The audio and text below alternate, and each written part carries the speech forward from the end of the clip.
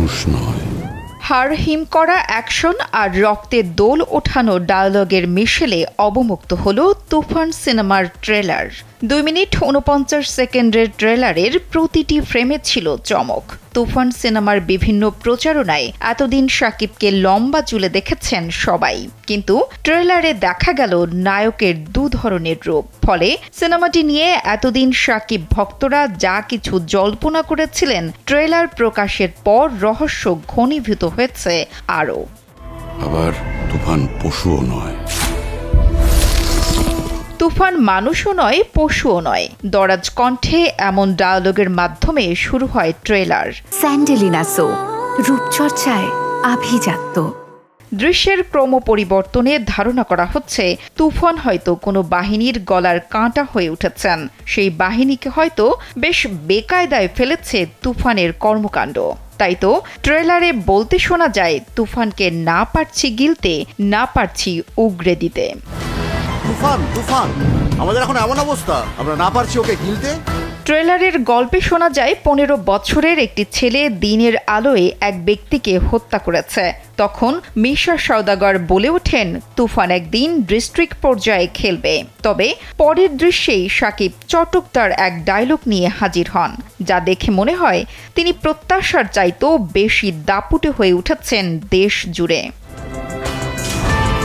তুফান একদিন ডিস্ট্রিক্ট লেভেলে খেলবো। রাফ অ্যান্ড টাফ একটি চরিত্র তুফান। তুফান হতে হলে লাগে ব্যক্তিত্ব ও প্রখর দৃষ্টি। শাকিবের মুখে এমন সংলাপ বসিয়ে দিয়েছেন নির্মাতা রায়হান রাফি। ট্রেলারের পরতে পরতে নতুন নতুন তারকা হাজির হয়ে চমকে দিয়েছেন শাকিবিয়ানদের। দেখা গেছে সালাউদ্দিন লাবলু, গাজী রাকায়েত ও ফজলুর রহমান বাবুর মতো প্রথিত যশা শিল্পীদেরও। তবে সবচেয়ে বড় চমক ছিল একটি গানে।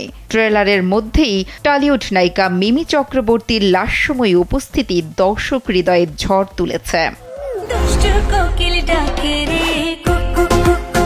দুষ্ট কোকিল ডাকে রে কুক কুক কুক কুক, এমন গীতি কথায় কোমর দুলিয়েছেন নায়িকা। সেখানে মিমি ড্রেস আপ নজর কেড়েছে সবার। এছাড়া ট্রেলারে সাধারণ লোকের শাকিবের সঙ্গে দেখা গেছে মাসুমা রহমান নাবিলাকে। যদি সুযোগ পাই তুফানকে খেয়ে দেব স্যার।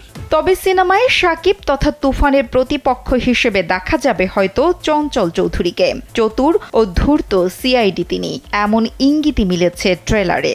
তাতে চঞ্চলকে বলতে শোনা যায়, বডি দিয়ে তুফানের সঙ্গে জেতা যাবে না, খেলতে হবে মাথা দিয়ে। জমে উঠেছে। শনিবার রাতে প্রকাশ হওয়া ট্রেলারটি রাতারাতি ছড়িয়ে পড়েছে সিনেমা প্রেমীদের মাঝে। শাকিবিয়ানদের প্রত্যাশার পারদ এখন তুঙ্গে। রাত পোহালেই ঈদ।